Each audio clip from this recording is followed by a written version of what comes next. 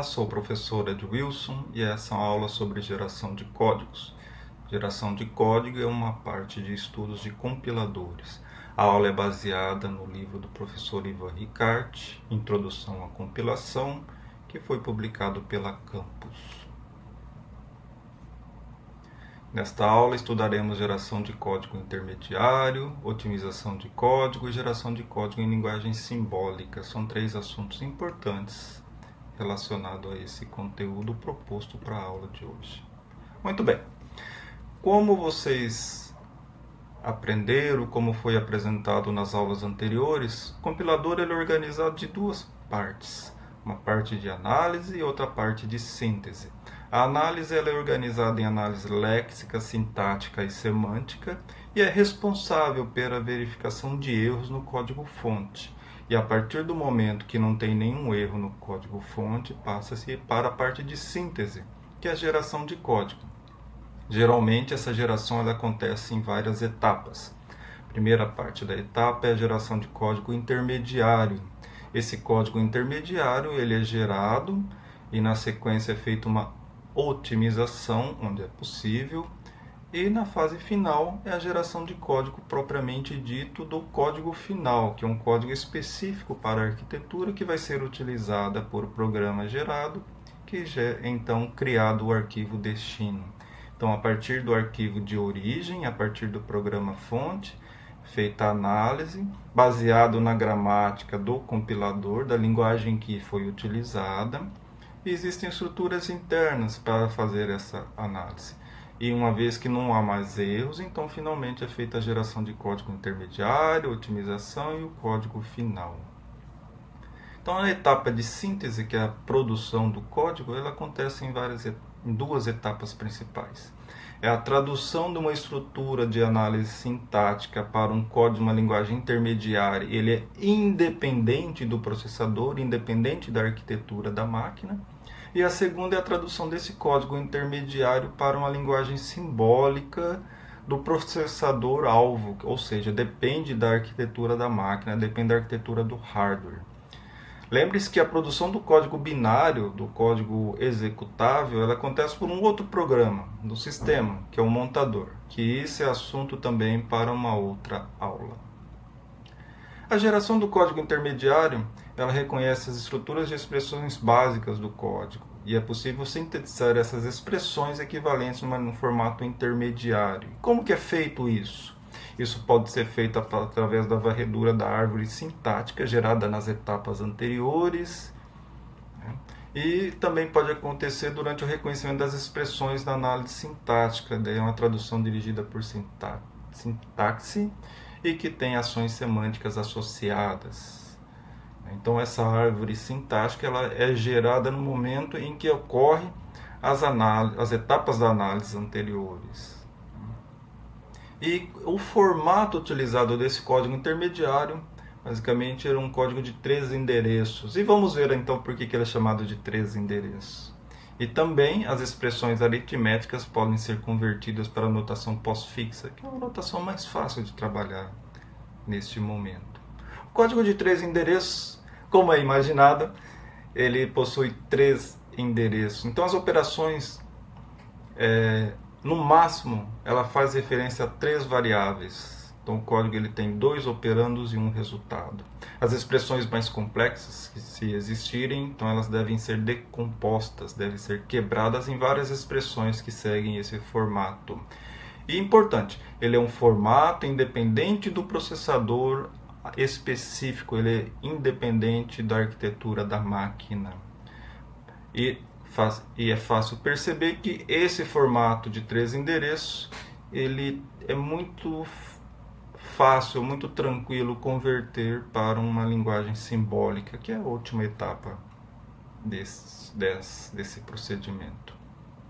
Então, quais são os tipos de instruções utilizadas disponíveis? São instruções de atribuição, instruções de cópia, resultado de operações binárias ou unárias, instruções de desvios, essas que vocês já estão acostumados, desvio incondicional, desvio condicional, ou chamada de rotina, chamada de uma função ou de um método, por exemplo.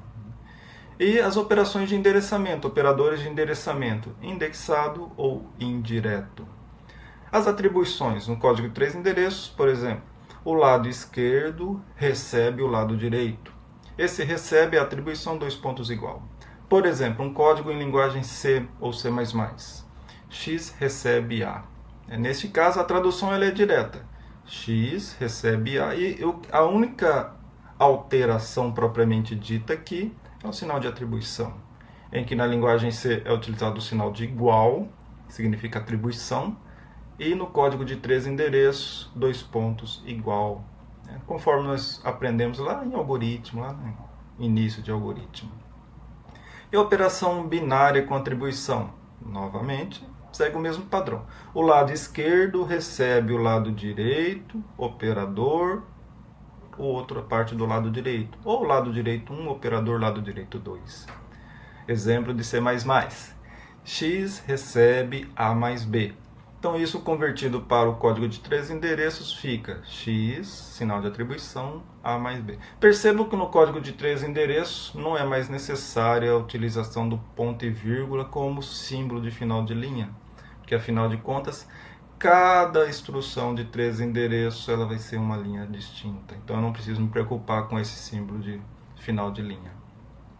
E operação unária, por exemplo, X recebe menos A, ponto e vírgula, no caso de C++.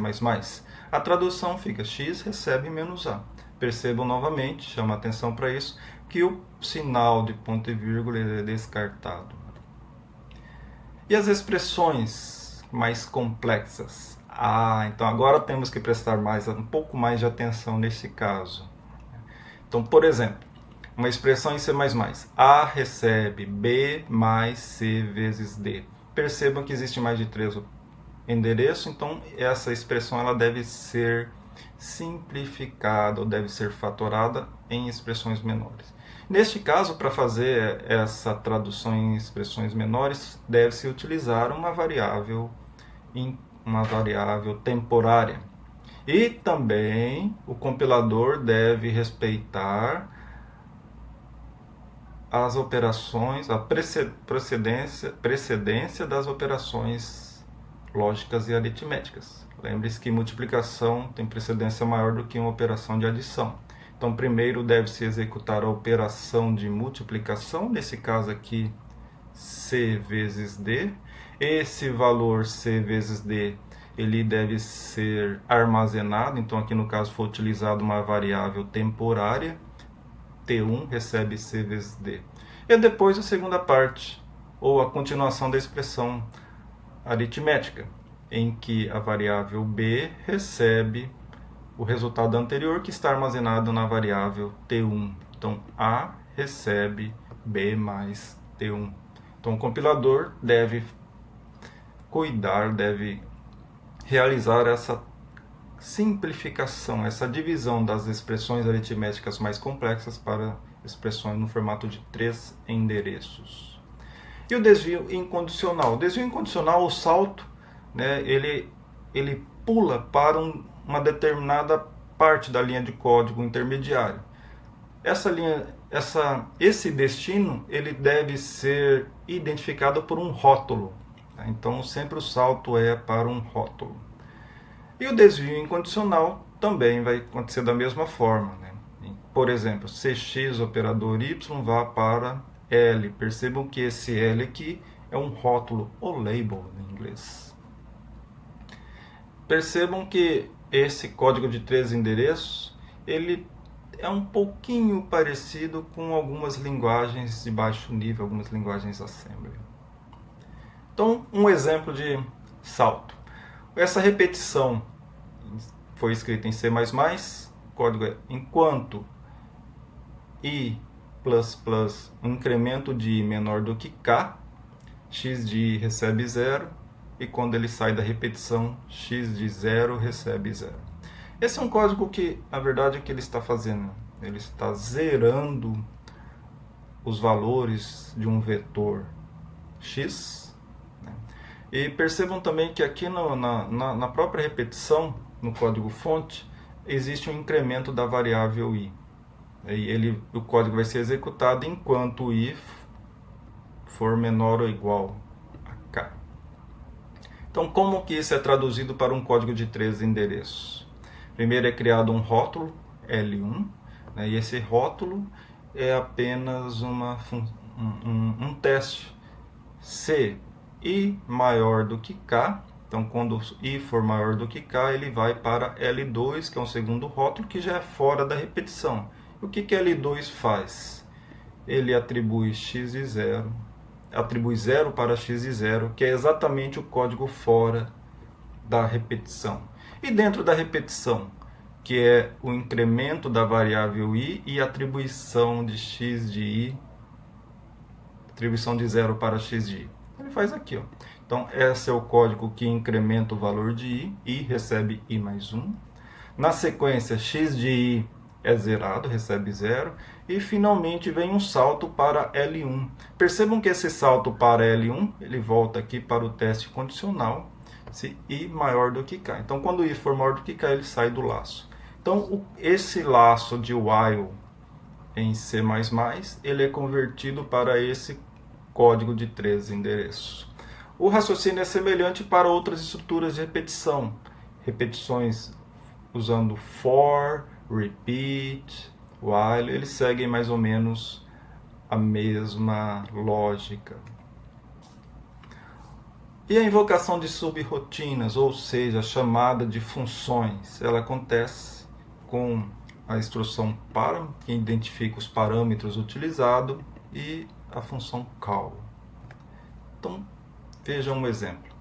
Neste caso aqui, x recebe f, que é uma função, e a função quando ela é chamada, recebe os argumentos a, e aqui dentro uma outra função g de b. Então, como que isso fica? Primeiro, a identificação dos parâmetros. Então, existe a identificação do parâmetro a e a identificação do parâmetro b. Na sequência, uma variável temporária é criada, T1, que recebe a chamada da função, que é feito call, que chama a função g. E depois o parâmetro recebe T1, né, que é a variável temporária anterior, né, e finalmente a chamada função f, que recebe também esses parâmetros. Então, a invocação de uma função ou de um método pode ser traduzido para um código de 3 endereços seguindo esse formato. E agora, os endereçamentos. Endereçamento direto. Por exemplo, x recebe a. Nós já vimos na vez passada. O indexado, né? X recebe y de i. Né? Então, também é de forma parecida. E o modo indireto com ponteiro segue esse padrão utilizado. Bom, e a implementação interna desse código de 3 endereços? Pode-se utilizar quádrupla. Quádrupla nada mais é do que uma tabela com 4 colunas, em que uma coluna tem o operador, a segunda coluna o argumento, a terceira coluna o argumento e a quarta coluna o resultado. Então vamos ver um exemplo na sequência. Ou com triplas, em que a coluna do resultado ela é omitida. Então, neste caso, para ter acesso ao resultado, faz-se referência à linha da tabela utilizada para armazenar os resultados intermediários. Aqui está o exemplo de uma quádrupla, nossa expressão aritmética. A recebe B mais C vezes D. Então, a primeira linha, ela armazena a multiplicação, já que a multiplicação tem precedência maior sobre a adição. E o argumento 1 é C, o argumento 2 é D, e o resultado é armazenado em T1, isso fica armazenado em T1. E na sequência executa-se então a adição. A adição, ela logicamente vai acontecer envolvendo a variável B e a variável que foi criada para receber a multiplicação, e o resultado é armazenado em A. Percebam neste caso que a última coluna de resultado ela sempre armazena os resultados dessas expressões aritméticas. E também que continua sendo a operação feita com 3 endereços. O operador, o primeiro argumento e o segundo argumento. E a representação interna de uma tripla. Então, o resultado ele fica omitido. Entende-se que o resultado ele pode ser acessado pela identificação da linha daquela operação. Repetindo, a multiplicação C vezes D. Percebam que essa operação de C vezes D, ela está armazenado na linha 1. Então, quando o resultado precisa ser utilizado, não se cria, não é necessário criar uma variável temporária, mas apenas fazer referência à linha, como é o caso aqui, em que a operação é B mais o resultado de C vezes D. Percebam que C vezes D está armazenado na linha 1 e aqui ele passa a ser utilizado. E, finalmente, a atribuição desse resultado para a variável A. Quando nós olhamos aqui o código-fonte, a variável A que recebe tudo isso. Então, a atribuição, percebam aqui na linha 3, ela é feita para A. E o que A vai receber? O resultado da operação que está na linha 2, que é o resultado desta operação aritmética. A notação pós-fixa, nesse caso, ela é uma alternativa para a representação de expressões. As operações são indicadas após cada operando e a representação interna de cada expressão na forma de uma lista. Percebam que na notação pós-fixa não há necessidade de utilizar parênteses, chaves e colchetes. A notação pós-fixa, como vocês já conhecem, né, ela pode ser representada através de uma árvore pelo emprego de uma árvore sintática abstrata. E a tradução de uma pré-fixa para pós-fixa, na verdade, pode ser feita na maneira com que a árvore sintática é percorrida.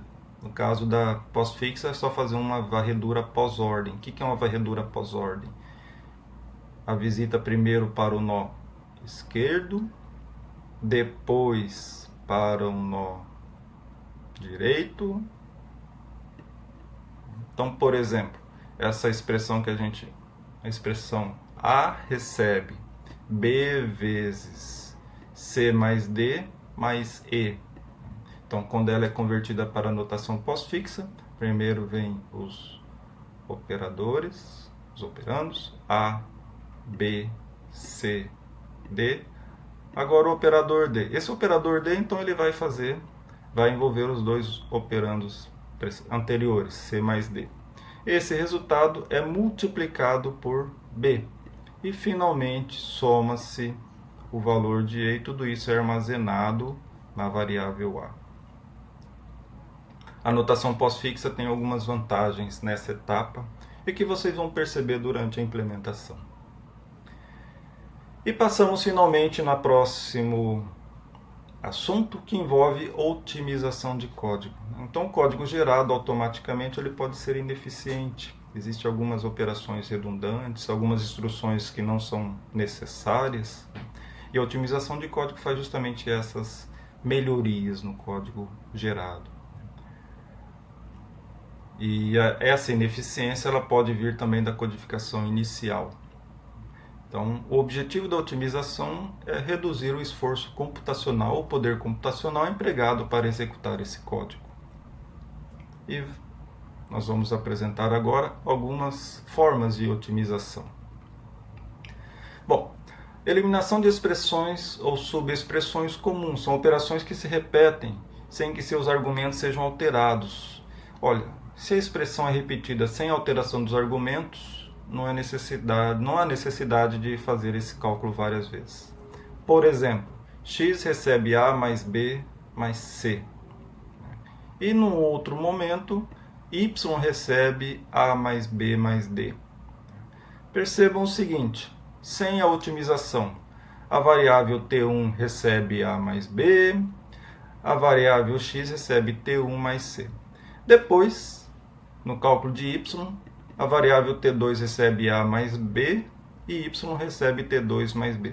Percebam que T1, que é resultado da expressão A mais B, e T2, que é resultado da mesma expressão, eles podem ser otimizados. Como que essa otimização acontece? Considerando que não houve alterações de A e B, eu não preciso calcular T2, já que ele vai ter o mesmo valor de T1. Então, com otimização, calcula-se T1, A mais B, x recebe T1 mais C e y recebe T1 mais D. Esse é um exemplo de eliminação de expressão que não precisa ser repetida. A eliminação de código redundante, né? São instruções que não têm nenhum efeito, elas podem ser eliminadas.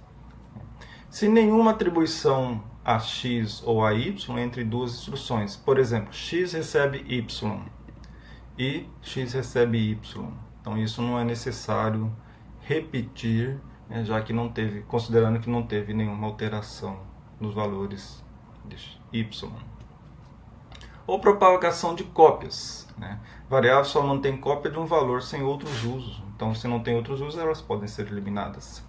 Então, imagina assim, z recebe y, tem todo um código de sequência, e depois, desculpem, x recebe y e depois z recebe x. Ela pode ser reduzida eliminando x, em que z recebe y diretamente. E eliminação de desvios desnecessários. Um desvio incondicional para a próxima instrução pode ser eliminado. Veja bem, A recebe T2, daí tem um salto para L6, e esse salto para L6, a etiqueta 6 já é na sequência, que está aqui na próxima linha. Então esse salto aqui ele não precisa ser executado. Então esse código fonte ele é equivalente a A recebe T2 e C recebe A mais B. Não há necessidade de ter esse salto para a próxima instrução. Então ainda pode ser eliminado. E de código não alcançável. São instruções que nunca serão executadas, portanto elas podem ser eliminadas. Percebam aqui, salto para L3. Então L3 recebe D, L3 significa D, recebe A mais T2, né, e T2 foi calculado aqui atrás. Então ela pode ser simplificada. Por quê? Esse T1 aqui nunca vai ser executado, então ele pode ser removido do código-fonte. E também, né, mais uma etapa de otimização envolve a movimentação de código. Retirar dentro do corpo de comandos iterativos, dentro dos laços, o cálculo de expressões invariáveis, ou seja, que elas não são modificadas. Percebam o seguinte, olha esse código-fonte, enquanto i menor do que 2 vezes max, a de i recebe i mais máximo dividido por 4. A otimização aqui é relativamente simples. Retirar desse laço, desse teste, a multiplicação, porque toda vez que for executado o teste, ele também vai executar a multiplicação. Considerando que o valor de max não foi alterado, pode-se armazenar numa variável auxiliar essa multiplicação.